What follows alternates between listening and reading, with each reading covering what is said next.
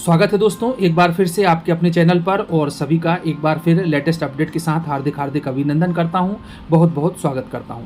दोस्तों, इस समय हम यदि मध्य प्रदेश की ही बात करें, हालांकि ये समस्या पूरे भारत देश में है और वो समस्या है बेरोजगारी की समस्या।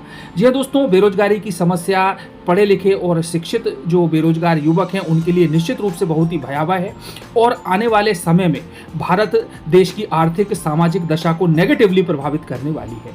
तो दोस्तों, आज का जो युवा है शिक्षित है लेकिन बेरोजगार की स्थिति होने की वजह से लगातार कुंठा से ग्रस्त है, हताशा और निराशा से घिरा हुआ है।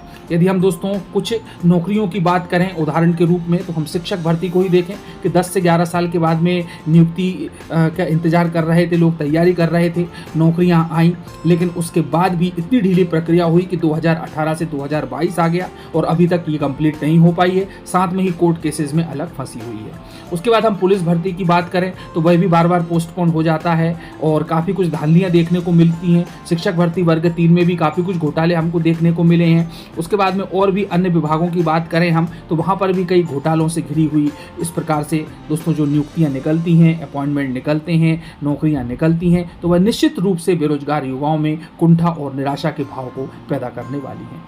अब दोस्तों, सबसे बड़ी समस्या बेरोजगारी को मिटाने के लिए कई सारे संगठन सामने आए। अब जो मध्य प्रदेश कर्मचारी कांग्रेस है वो भी सामने आई। उन्होंने मुख्यमंत्री शिवराज सिंह चौहान को पत्र लिखा है और पत्र में संबंधित है अनुकंपा नियुक्ति की बात, जितने भी संविदा कर्मचारी हैं उनके परमानेंट करने की बात में। जैसा कि हम देख पा रहे हैं कि अतिथि शिक्षक हैं और भी अन्य विभागों में संविदा पर जो कार्य कर रहे हैं उनसे संबंधित, साथ में ही अनुकंपा नियुक्ति की प्रोसेस क्या होनी चाहिए, किस प्रकार से अनुकंपा नियुक्ति देनी चाहिए और जितने भी अन्य विभागों में रिक्त पद पड़े हुए हैं उन पर भर्ती किस प्रकार की जाए। तो आइए दोस्तों जानते हैं इसी से संबंधित जो महत्वपूर्ण लेटर है और महत्वपूर्ण आज का जो वीडियो है वह निश्चित रूप से मध्य प्रदेश के युवाओं के लिए आंखें खोल देने वाला है। तो चलिए दोस्तों, जैसा कि आपके सामने ये एक न्यूज़पेपर की कटिंग है, इसमें है कि संविदा कर्मियों को नियमित करे सरकार और शासन की कल्याण समिति को पीएम-सीएम के नाम पर पेंशनरों ने लिखी चिट्ठी। अब इसी में दोस्तों कुछ हेडलाइंस और हैं कि अनुकंपा नियुक्ति के मामले का निपटारा किया जाए और साथ में ही सभी विभागों में रिक्त पदों को भरने के लिए भी इस पत्र में जिक्र किया गया है। तो आइए दोस्तों समझने का प्रयास करते हैं कि किस प्रकार से रिक्त पदों की बात कही गई है और किन किन अभ्यर्थियों को नियुक्ति की बात इसमें कही गई है। तो दोस्तों, जैसा कि हम देख पा रहे हैं, अन्य राज्यों की बात करें तो दिल्ली और पंजाब जैसे राज्यों में संविदा कर्मचारी को एक मुश्त नियमितीकरण मिलने के बाद वहाँ पर नियमित कर दिया गया है। अब मध्य प्रदेश में भी लड़ाई तेज हुई है। यहाँ पर संविदा सेवकों के संगठनों ने शासन की कल्याण समिति को प्रधानमंत्री एवं मुख्यमंत्री के नाम ज्ञापन सौंपकर अपनी दलीली दास्तान बताई है। ठीक है, जो प्रदेश अध्यक्ष हैं रमेश राठौर जी, उनका कहना है कि विभिन्न विभागों और परियोजनाओं में अल्प वेतन पर काम करते उनके साथियों का धैर्य अब जवाब देने लगा है, क्योंकि महंगाई निरंतर आसमान छू रही है। उन्होंने मांग की कि 20 से 25 वर्षों से संविदा पर कार्यरत कर्मचारियों को नियमित किया जाए, क्योंकि संविदा पर काम करते करते 20 से 25 वर्ष हो गए हैं और आधा वेतन मिलता है। संविदा कर्मचारियों को किसी प्रकार की पदोन्नति, क्रमोन्नति, समयमान वेतनमान, चिकित्सा सुविधा, मकान किराया भत्ते की पात्रता नहीं है, जिससे संविदा कर्मचारियों में निराशा है। हजारों कर्मचारी सेवानिवृत्ति की कगार पर हैं। वहीं पर यदि हम दूसरे राज्यों की बात करते हैं, हरियाणा की बात करें, दिल्ली की बात करें, तो वहाँ पर आम आदमी की सरकार ने सरकार बनते से ही 1 सप्ताह के अंदर इनको नियमित कर दिया। और मध्य प्रदेश में 25 वर्ष हो गए हैं संविदा कर्मचारियों को।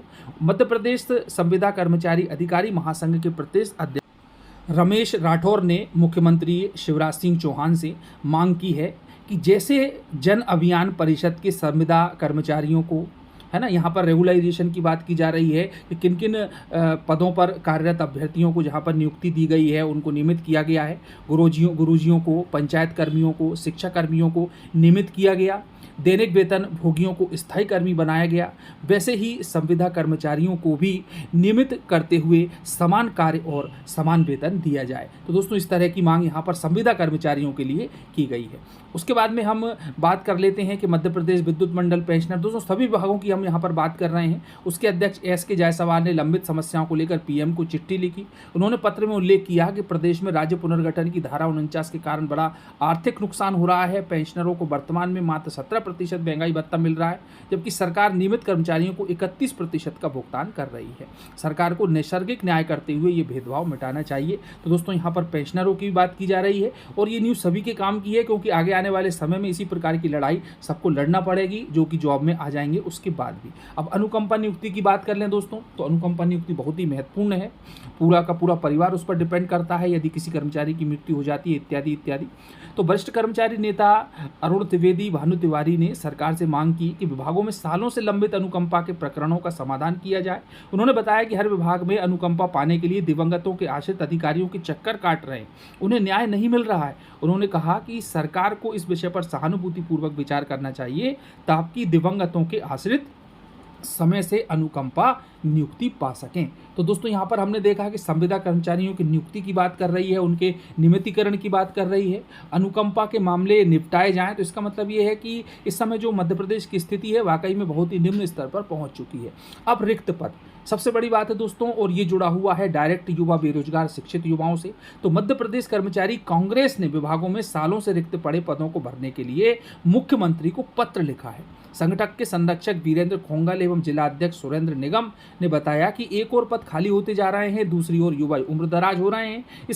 इस कारण सरकार को विभागों में नए सिरे से भर्तियों का अभियान चलाया जाना चाहिए ताकि बेरोजगारों को समय से रोजगार मिल सके।